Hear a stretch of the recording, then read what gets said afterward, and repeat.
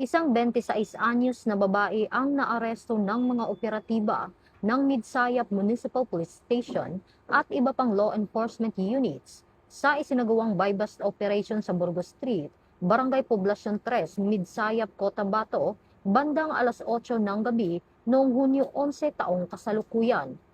Kinilala ang sospek na si alias Tomboy, may asawa at residente ng nasabing lugar.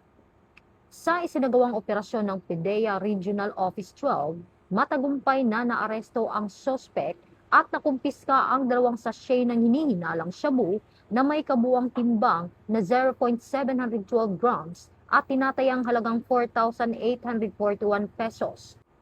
Inihahanda na ng mga otoridad ang pagsasampa ng kasong paglabag sa Republic Act 9165 o ang Comprehensive Dangerous Drugs Act of 2002. Paalala ng pulisya sa publiko na patuloy na makipagtulungan sa mga otoridad sa kampanya laban sa ilegal na droga.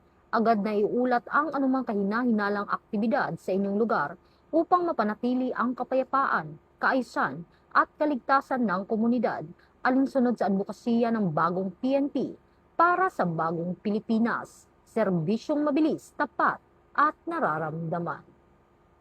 Mula dito sa Campo Crame, ako ang inyong PNN correspondent, Patroluman Resalie Umalay, nagbabalita para sa Police News Network, alagad ng batas, tagataguyod ng balitang pulis.